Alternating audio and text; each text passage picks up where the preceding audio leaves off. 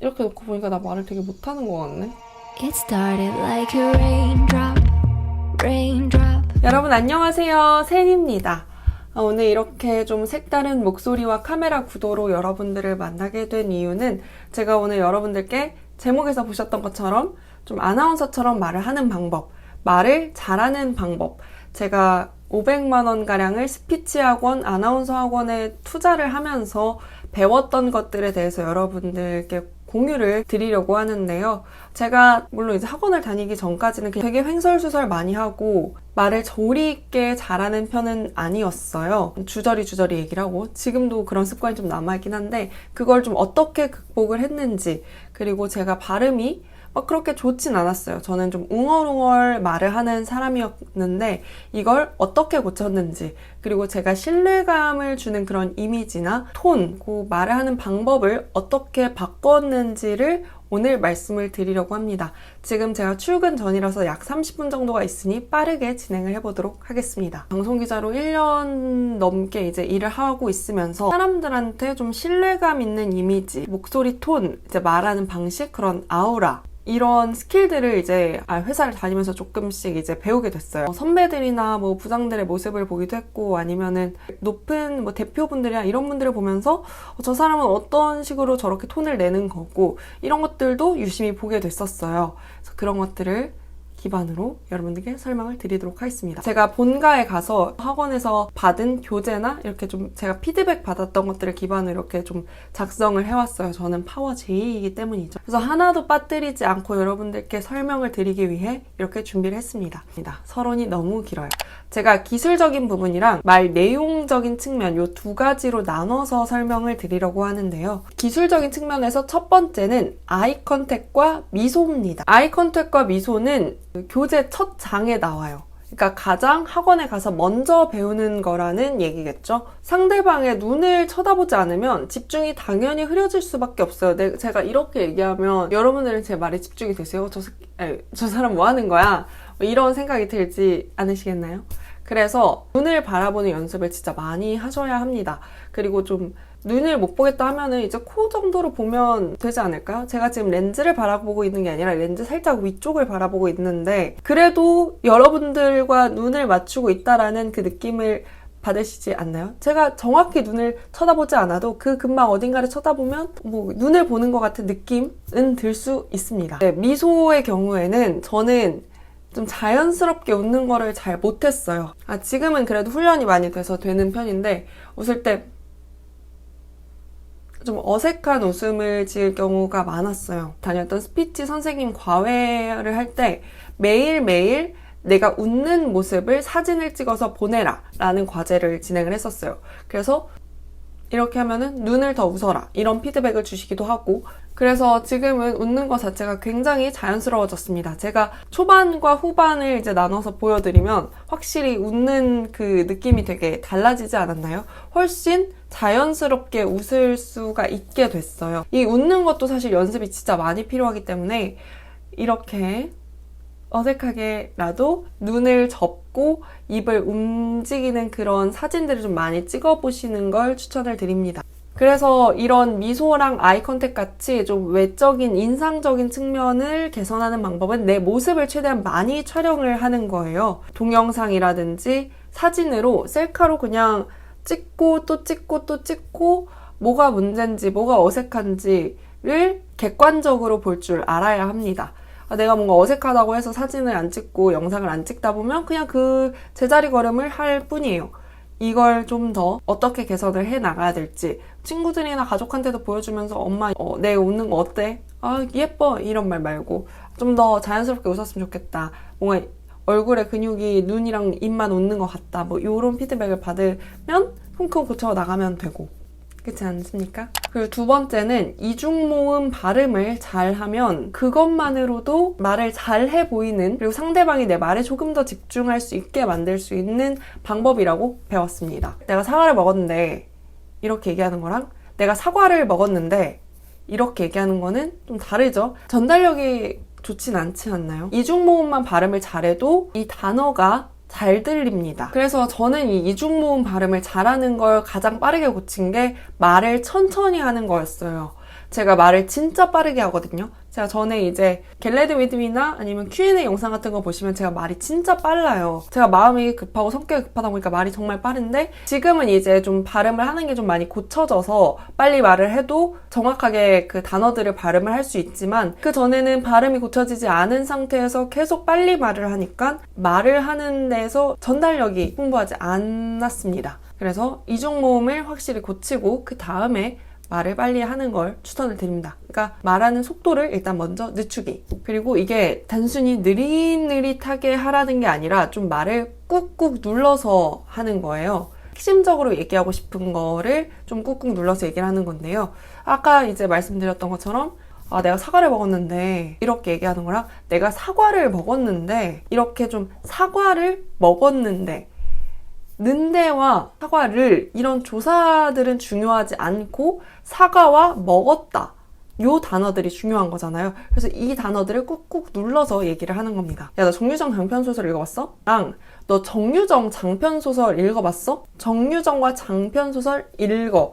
요 딱 강조를 해주는 겁니다. 저도 니다를 되게 강조하는 경향이 되게 컸었고 조사를 꾹꾹 눌러서 얘기를 해서 전달력이 떨어진다는 피드백을 정말 많이 받았어가지고 이렇게 단어, 내가 핵심적으로 얘기하고자 하는 것들에 짚어주면서 얘기를 하면 좀 더 발음이나 내가 얘기하고자 하는 그 이야기들을 좀 더 확실하게 전달할 수 있을 거라고 생각을 합니다. 좀 배에 힘을 줘서 얘기를 하는 거예요. 사실 목소리 자체가 타고난 아나운서 톤이 아니기 때문에 정말 많은 연습이 필요해요. 그래서 아나운서 분들은 사실 일상에서 말씀을 하실 때도 좀 아나운서 톤이 나오는데 저는 그렇게 하기 위해서는 배가 너무 힘들어요.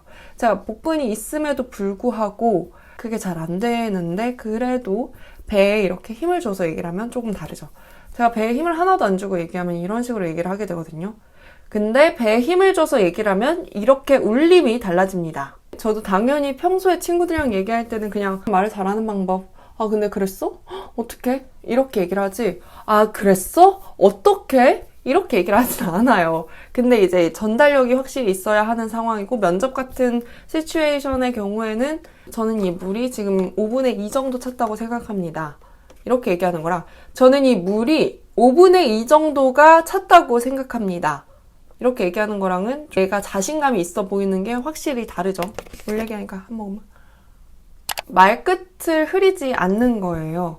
사실 이것도 제 좀 가장 큰 문제 중에 하나였는데 이게 회사에서 혼나면서 고쳐졌어요. 그러니까 제 의견에 대한 확신이 항상 잘 없었어요. 그래서 뭐 예를 들어서 야 그래서 그 부동산이 뭐래? 그러면은 그 부동산은 맞다고 하는데 이런 식으로 말끝이 흐려졌어요. 똑바로 말해! 라고 혼나니까 그제서야 고쳐지더라고요. 그래서 이제 야 그래서 그 부동산은 뭐래? 부동산은 맞다고 하는데 제가 다시 확인해 보겠습니다. 뭔가 애매해서 확인이 안 됐다. 그러면은 내가 그냥 다시 확인해 보겠다라고 그냥 말끝을 흐리지 않고 똑바로 내가 앞으로 어떤 조치를 취할지를 얘기를 하는 게 진짜 중요한 것 같아요. 이게 뭐 MZ세대의 특이라고 하네요. 손 모션을 절제하는 건데요. 저는 이게 아직까지도 고쳐지지 않았습니다. 저는 손 모션이 정말 많은 편인데 이 정도도 정말 많이 줄어든 거예요. 제가 막 진짜 막 이러고 막 그래서 이랬는데 지금 그래도 요렇게 이렇게 정도만 하잖아요. 많이 줄어든 겁니다. 아무튼 손 모션은 내가 얘기하는 거를 당연히 분산시킬 수밖에 없는 그렇지 않은 습관입니다. 중요한 워딩일 때 왼쪽에서 오른쪽으로 갈 때 뭐 요런 멘트를 한다든지 아니면 물에 5분의 2가 차 있습니다. 보다 이 물에 5분의 2가 차 있습니다. 이렇게 하면 이 물통에 조금 더 집중이 되겠죠? 이런 정도의 모션이 아닌 이상 모션 최대한 안 하는 게 좋고 좀 도움이 될 만한 모션들만 하시는 게 좋습니다. 그만 움직여 손. 보세요. 그다음에 말 내용 자체인 측면입니다.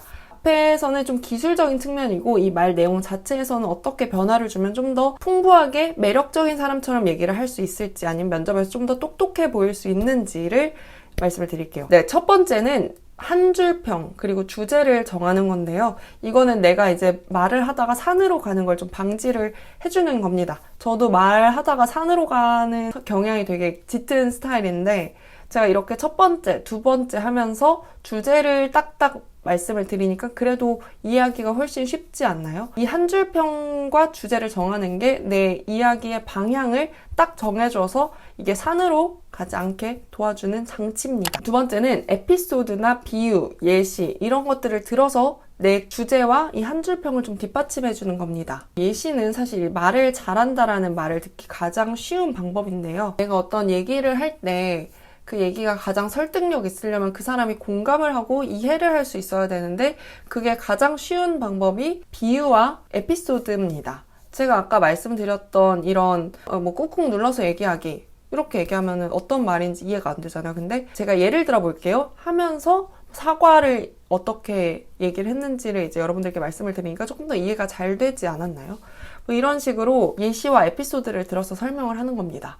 그리고 여기서 한층 더 나가면 세 번째가 있는데요. 세 번째는 이제 신문이나 책을 많이 보고 그런 시사상식을 늘리면 이 에피소드가 되게 고급화됩니다. 많이 읽고 많이 보는 거 말고는 사실 방법이 없어요. MZ세대의 비혼 관련해서 내가 어떻게 생각하는지를 물었다면 제 친구나 제 주변 사람들의 경우 이런 예시보다는 LG U+라는 회사에서는 지금 비혼인 MZ세대를 위해서 비혼 지원금을 마련하고 있습니다. 이런 식으로 내가 가진 그 에피소드가 조금 더 고급화되는 가장 좋은 방법입니다. 네 번째는 좀 타인을 관찰하는 겁니다. 이거는 면접에서 쓰이기보다는 좀 친구들이나 아니면 좀 더 매력적으로 보이고 싶은 그런 자리에서 쓸 수 있는 스킬인데요. 단순히 너 오늘 옷 되게 예쁘다. 이걸 넘어서 선배는 진짜 이 슬랙스 와이드핏으로 떨어지는 게 진짜 예쁜 것 같아요. 선배 체형이랑 너무 잘 어울려요.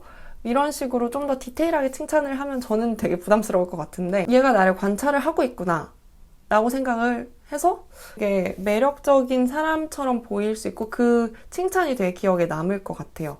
저는 이제 타인을 잘 관찰하는 편인 것 같아요. 남한테 관심은 별로 없지만 타인을 관찰은 잘 하려고 노력을 하는 편인 것 같은데 저 같은 경우에는 저희 회사에 어떤 이제 패션에 관심이 되게 많은 상사분이 계셨어요. 그래서 그 상사분이 어느 날 안경을 그냥 무테 안경에서 뿔테 안경으로 바꾸고 오셨는데 그게 되게 잘 어울리더라고요. 그래서 땡땡님은 무테 안경도 진짜 잘 어울리네. 뿔테 안경이 얼굴에 진짜 딱 맞으면서 되게 스타일리시해 보인다 말씀을 드렸는데 그러고 이제 앞으로 이거를 계속 말씀하시더라고요. 너무 칭찬을 인색할 필요는 또 없다는 생각을 들었어요. 저는 마음에 없는 말만 아니면 칭찬을 많이 하는 편이거든요. 칭찬을 해서 나쁠 건 없죠. 그게 과하지만 않으면. 얘기가 산으로 갔네요. 어쨌든 타인을 잘 관찰하자. 말할까 말까 싶으면 절대 말하지 않는 게 최고입니다. 이거는 누구나 아는 국룰이죠. 제가 뒤로 가면 갈수록 이런 아나운서 톤이 안 나오고 지금 너무 힘들어서 이게 때에 따라 말하는 방법을 조금 다르게 두는 겁니다. 이제 면접 같은 데서는 내가 먼저 주제를 던지고 그거에 대한 에피소드와 근거들을 나열하면서 논리적으로 설득하는 게 가장 중요하다면 면접장이 아니라 그냥 밖에 나와서 자연스럽게 누군가를 설득하고 싶을 때 그냥 내가 말을 잘하는 사람처럼 좀 비춰지고 싶을 때 말하기 좋은 방법은 우선 에피소드를 먼저 던짐으로써 그 사람의 공감을 이끌어내고 내 생각을 얘기하는 것도 저는 굉장히 이런 방법이라고 생각을 해요. 예를 들면 제가 장문 학원에서 배운 건데 이건 예를 들어서 장문의 주제가 돈이에요. 이 돈이라는 키워드를 딱 받았을 때 우리가 돈은 쓰고 생계 유지를 하는데 필수적이고 돈은 행복하고 이런 바로바로 떠오를 만한 키워드들이 있잖아요. 돈 하면 생각나는. 근데 그거를 먼저 쓰는 게 아니라 첫 문단에 지우개를 썼어요. 연필 끝에 달린 지우개도 있고 고무로 만든 지우개도 있고 어쩌고 저쩌고 그래서 지우개가 어쨌네 저쨌네 그냥 갑자기 지우개에 관한 얘기를 막 하는 거예요. 그리고 돈은 마치 지우개와 같다. 왜? 그러니까 좀 계속 궁금하게 만드는 거예요. 얘가 갑자기 지우개 얘기를 왜 하지? 왜 돈은 지우개 같지? 라고 계속 내가 말하는 거에 좀 궁금하게 만들었던 게 그 장문의 목적이었어요. 근데 논술은 다르죠. 논술은 내가 빰 이렇게 생각한다. 그 이유는 빰 이런 식으로 논술과 장문의 느낌이 다르듯이 면접에서 얘기하는 거랑 발표를 한다든지 이럴 때 좀 더 청중을 이끌고 싶을 때 쓰는 방법이 장문에서 쓰는 방법이랑 비슷한 것 같아요. 제가 느꼈을 때는 그랬고 원래 배에 힘줘서 잘 얘기하면 이렇게 목이 안 나가요, 여러분. 제가 말을 잘하기 때문에 말 잘하는 방법을 한 게 아니라 아나운서 학원에서 500만 원을 투자하면서 배운 스킬들을 여러분들께 전달을 드린 것 뿐입니다. 저는 아나운서도 아니고요. 방송기자도 1년밖에 안 했고요. 저도 이제 발전을 계속하고 성장을 하는 사람이기 때문에 앞으로 저도 이 영상을 보면서 계속해서 좀 연습을 많이 하려고 합니다. 그리고 제가 이 방송업계에서 일을 하면서 배웠던 다양한 것들을 여러분들께 소개를 시켜드려 봤는데요. 도움이 됐길 바라며 그럼 우린 다음 영상에서 좀 더 유익하고 재밌게 만나도록 할게요. 여러분 안녕! but it's already covering me.